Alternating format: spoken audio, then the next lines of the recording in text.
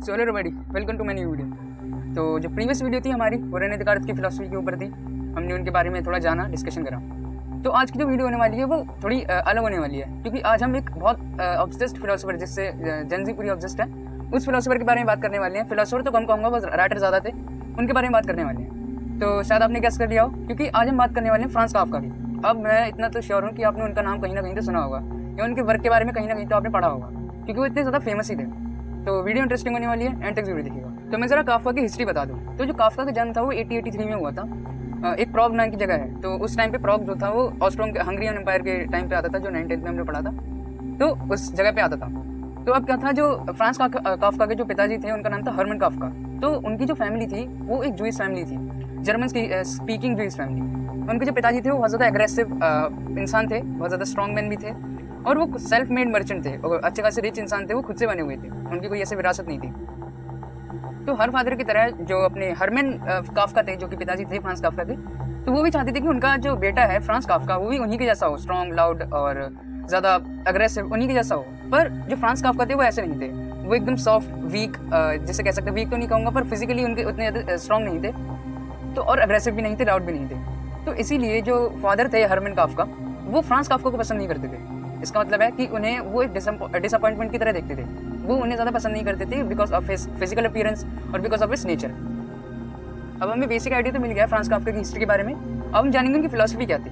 तो मैं आपको बता दूं, जो फ्रांस काफका थे उन्होंने अपनी कोई फिलोसफी नहीं लिखी थी, जैसे अलग अलग फिलोसफर्स ने अपनी फिलोसफी लिखी थी। उन्होंने बस अपनी राइटिंग्स लिखी थी, और उन्हीं राइटिंग से कनेक्ट कर सकते हैं हम। जैसे उनकी राइटिंग में सबसे ज़्यादा होता था एब्सर्डिज्म, उनकी राइटिंग में एग्जिस्टेंशियलिज्म होता था, नाइलिज्म होता था, और भी कई सारी मॉडर्न एंजाइटी की चीज़ें होती थी। तो फ्रांस काफका की जो लाइफ है, फ्रांस काफका की जो राइटिंग्स है, वो हमें बताती है कि लाइफ में सफरिंग्स होती क्या है, असल मायने में सफरिंग कहते किसे हैं। और काफका अपनी रिलेशन की वजह से, उनके पास की वजह से, एंजाइटी, पेन और लोनलीनेस, इन सब के बारे में अपने टाइम से बेहतर जानते थे। क्यों? उनके टाइम में इतना लोग ज़्यादा इन सब चीज़ों पर बात नहीं करते थे, तो वो अपने टाइम से ज़्यादा जानते थे उन सब चीज़ों के बारे में।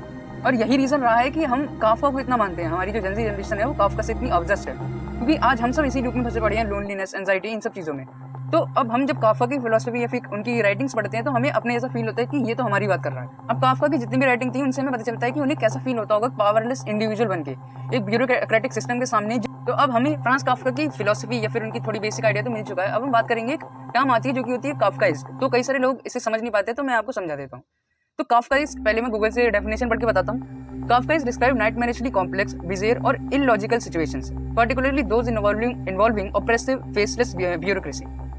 तो अब इसका मतलब है, काफका एक ऐसी सिचुएशन होती है जिसमें कि जो इंसान होता है वो एक हेल्पलेस फील करता है। क्यों? क्योंकि उसके सामने जो ब्यूरोक्रेटिक सिस्टम होता है वो उसे पावरलेस इंडिविजुअल बना देता है, जिसकी वजह से उसे ना वो खुद के अपनी चॉइसेस बना सकता है, ना खुद के अपने डिसीजन ले सकता है।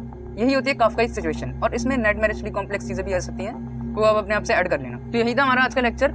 ये तो मैंने बस बेसिक सा इंट्रोडक्शन बना दिया था फ्रांस काफका के ऊपर, ताकि अगर मैं आगे लेक्चर लाऊं तो आपको कोई ज़्यादा परेशानी ना हो उनकी हिस्ट्री या फिर उनकी कोई ऐसी टर्म्स, काफका ऐसी टर्म को समझने में।